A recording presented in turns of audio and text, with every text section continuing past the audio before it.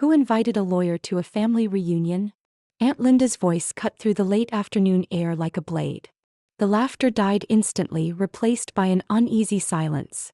Chopsticks froze mid-air, mouths half open, as every pair of eyes turned toward me, and the man in the tailored gray suit standing quietly at my side. My husband, Jason, glanced between us, visibly confused. His older brother Eric leaned back in his chair with an amused smirk, already enjoying the unfolding drama. My mother-in-law's eyes, sharp and cold as ever, locked onto mine with suspicion. "Emily," she said, voice low and clipped, "what is the meaning of this?" I didn't respond immediately. Instead, I calmly set down my teacup, wiped my hands with the linen napkin folded neatly on my lap, and pulled an envelope from my purse. I handed it to Mr. Carter, who opened it with the same quiet precision I had come to trust over the past few weeks. "You've had your fun, Emily," Eric said, his voice full of mocking confidence. "It's been a tough year. No need to turn a reunion into a courtroom." But I didn't even look at him. My eyes were on the small wooden altar at the edge of the courtyard, where my father-in-law's smiling portrait looked out over the gathering like a silent witness. Only he and I knew what was in that envelope. Only he had known what this family was truly like behind closed doors. Mr. Carter cleared his throat and unfolded the papers. The sound alone, crisp, deliberate, was enough to make my mother-in-law's face tighten. I could see the tension rippling through her jaw. The sun cast long shadows across the table. The smell of roast duck and steamed dumplings hung in the air, suddenly too rich. A dragonfly zipped past in the quiet, as if even nature knew something was about to break. "You might want to sit down for this," I said, my voice soft but firm. Jason blinked. "Emily, what did you do?" I looked him in the eye for the first time in weeks. "I'm just making sure your father's real last words are heard. The ones you all buried." "Certainly. Here's the expanded version of the initial betrayal/humiliation section, with more sensory detail, emotional layering, and tension to deepen the audience's investment in Emily's pain and the injustice she endured. 8 years ago, when I married into the Harris family, I thought I was gaining more than just a husband. I thought I was gaining a family. I was wrong. From the moment I stepped into their grand 2-story house as Jason's wife, I was treated like help that didn't come with a paycheck. They called it tradition. His mother insisted I wake before everyone else to cook breakfast, no matter how late I worked the night before. His aunts critiqued the way I folded laundry, seasoned food, dressed, even smiled. They said it wasn't graceful enough. I said nothing, kept my head down. I told myself, patience builds respect, but respect never came. What came instead were whispered remarks when I left a room. "She's lucky Jason married her. Not even a college degree. She wouldn't last a week on her own." My contributions, silent, steady, constant, were invisible to them. I nursed Jason's father through chemotherapy, cleaned up after the home aides stopped coming, kept his business paperwork in order while his sons were too busy. I gave up job interviews, friendships, even my own savings because they said a good wife puts family first. Jason never defended me. "Just don't take it personally," he'd say. "That's how they are." The day my father-in-law passed, I stood in the kitchen for 6 straight hours, cooking for the morning guest. Not once did anyone ask how I was feeling. Not once did they mention how I had cared for him in his final year. I wasn't family, I was staff, but the true slap came at the will reading. We gathered in the living room, leather couches, chandeliers, the faint scent of incense still lingering. The lawyer opened a slim folder, cleared his throat, and began. "To my eldest son Eric, I leave the family home, all remaining business shares and controlling interest in Harris Logistics. To my younger son Jason, I leave the antique car collection and trust fund investments." I waited. Surely my name was coming. After all, I was the one who brought his medication every night. I was the one who held his hand during the seizures. I was the one who stayed when even his sons couldn't be bothered to show up. But there was nothing. Not a word. Not a mention. Not even a thank you. I heard a quiet chuckle from Eric's wife, seated across from me. Jason avoided my gaze. My mother-in-law looked proud, victorious. "He must have forgotten to include you," she said, smiling faintly. "But I'm sure he appreciated your help." I nodded, numb. But inside something cracked. Not from the insult, but from the certainty that this was wrong. Deeply wrong. My father-in-law had made promises. Real ones. Quiet ones, when no one else was around. He said he would make sure I'd be okay. He said I deserved better than the way they treated me. He said I was the only one who saw him as a man, not just a patriarch. And I knew without a shadow of a doubt that the will they read that day was a lie. They thought I would take the humiliation like I always had. They thought I would swallow it and disappear into the background again. But this time, they had underestimated the wrong person. They saw me as a shadow in their household, quiet, obedient, invisible. And that was their mistake. Because what they never bothered to ask, what they never cared to know, was who I was before I married Jason. I wasn't always this silent. I wasn't always this tired. I used to walk into high-rise courtrooms in a blazer and heels, carrying briefs twice my size, confident and sharp. I worked for one of the most respected estate litigation firms in the city. I knew how wills worked. I knew how people twisted them, faked them, buried the truth under a mountain of legal jargon. I had helped expose fraud in million-dollar inheritance battles, but none of them asked. And I never volunteered the information. Not because I was ashamed, because I was watching. Bernie. Waiting. After I married Jason, his mother told me, "No daughter-in-law of mine needs a job." I smiled and nodded. I let them believe they had stripped me of power. But knowledge doesn't vanish. I kept reading, kept thinking, kept track. I noticed when my father-in-law started asking unusual questions. "Do you know how to make something legal binding?" he'd whisper during his treatments. "Do you know what to do if people lie about my wishes?" I told him yes. And he gave me names, dates, documents, quietly, carefully. And then 1 month before he died, he called me to his bedside. He could barely speak, but he pressed a sealed envelope into my hand and said, "If they try to erase you, don't let them." I kept that envelope hidden under a loose floorboard in the laundry room. While they mocked me for folding sheets wrong, I stood on the proof of everything they thought they'd stolen. But I didn't act right away. Because I knew this family. They didn't just want money. They wanted legacy, appearances, control. And if I came at them with emotion, they'd twist it. Call me bitter. I was grieving wrong. So I waited. I waited while they held their fake memorials and gave Eric the company keys. I waited while my husband asked if I could start packing, just in case Mom needs the house for her new plans. I waited while they fed each other lies over dinner, thinking I was too weak, too scared, too meek to fight. But they had no idea what I was building behind closed doors. They had no idea that I had called a retired estate lawyer I used to assist. Someone who owed me a favor and respected my instincts. No idea that I was quietly collecting property records, medical logs, voice memos, and financial reports. No idea that I had already uncovered discrepancies in the company books that pointed to embezzlement. No idea that the woman they treated like a maid was about to become their reckoning. I didn't need to shout. I didn't need to threaten. I had something far stronger than rage. I had the truth. And I knew exactly when and where to reveal it. At first, I only wanted what was mine. A name in the will. A sliver of recognition. The dignity I'd been denied for 8 years. But the deeper I dug, the more I realized, this wasn't just about me anymore. The moment Mr. Carter and I began reviewing the financial trail, the cracks widened into canyons. At first, it was subtle. A few irregular transfers from the Harris family business account, small real estate deals that had been oddly undervalued, old vendor relationships suddenly terminated. But then it grew. Eric had already begun restructuring Harris Logistics within weeks of our father-in-law's death. He claimed it was to modernize the brand. In reality, he was gutting it. Employees who had worked there for decades were laid off without warning. Many of them friends of the family. One man, Uncle Harris's old driver, came to the house one morning with a plastic bag of belongings and tears in his eyes. "They said I was too old," he told me. "But your father-in-law promised I'd have a place till I retired." Eric's plan was clear now. Liquidate the company, strip it for assets, funnel the money through shell companies, and disappear behind investment firms with clean names and dirty hands. All while the Harris family name was still being used as a symbol of tradition and integrity in the community. And my husband, Jason, he didn't say a word. He walked around dazed, pretending none of it was happening. When I brought it up, he'd shrug. "It's Eric's business now. Nothing we can do." That's when I knew I wasn't just fighting for my dignity anymore. I was fighting for everyone they thought could be discarded and silenced. I started making calls, to old employees, former suppliers, even the small nonprofit my father-in-law used to support quietly. I asked questions.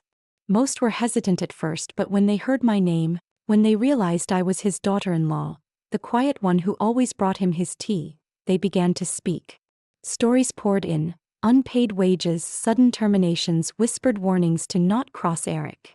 People were afraid, but more than that, they were angry. My inbox filled with documents, voice messages, paper trails. One accountant, who had been loyal to the company since she was 22, sent me a spreadsheet. "This is what I was told to delete." "I couldn't do it," she wrote. "He's hiding millions." That was the turning point. What began as a personal humiliation had become a web of corruption that threatened the livelihood of dozens, maybe hundreds. The family name was being weaponized to commit fraud. And all of it was being buried under expensive dinners, fake smiles, and perfectly tailored suits. I realized something else too. If I stayed silent, I'd be complicit. So I made a decision. I would expose all of it, not just for myself, not just for my father-in-law's legacy, but for every person they trampled on the way up.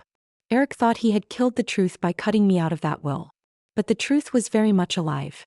And it was about to roar. The key was timing. If I moved too early, they'd spin it. Call me bitter. Say I was trying to ruin the family because I wasn't included in the will. I needed the full story, airtight, undeniable, and explosive. So I kept smiling. I brought tea to my mother-in-law like I always had. I let Eric brag at dinner about his new ventures. I watched as Jason quietly signed papers he didn't even read. I was the ghost they thought I had become. Meanwhile, I was orchestrating a storm. First, I went back to my roots. I reconnected with an old mentor, Helen Grant, a seasoned estate litigator who had once called me the Quiet Blade. She didn't ask questions when I showed her the original will my father-in-law had handed me, sealed and notarized. She knew what a forged document looked like, what they read at the funeral. She said after examining both. "This isn't just unethical. It's criminal." Together we mapped out a timeline. When the original will was created, the sudden changes made weeks before his death, the dates of Eric's early business moves and the corresponding financial transfers. Then we filed a motion with the probate court to challenge the will, quietly, discreetly, and fully within the law. I prepared my witness list. Former employees. The family's accountant. Even Jason's younger cousin, who had been asked by Eric to get rid of some old files, and now regretted it. Then came the media. Not a press conference. That would be too obvious. I leaked a package anonymously to a respected business journalist. A full dossier of what Eric had been doing. The layoffs, the shell accounts, the attempted corporate dissolution, the alteration of an estate document. I included photos, dates, bank records, and statements from employees too afraid to speak publicly. Within 72 hours, the headline hit. Legacy of Deceit. How Harris Logistics was gutted from within. The article went viral. Suddenly, Eric wasn't the golden heir. He was a man with questions to answer. Jason tried to call me that night. I let it go to voicemail. Meanwhile, the probate court served a notice to freeze all estate distributions until a formal hearing could be held. The company's board, once deferential to Eric, called an emergency meeting. Investors began pulling out. Family members started whispering again. But this time not about me. Then I sent the final blow. A formal invitation to the Harris family reunion, the one event they used to parade unity and power.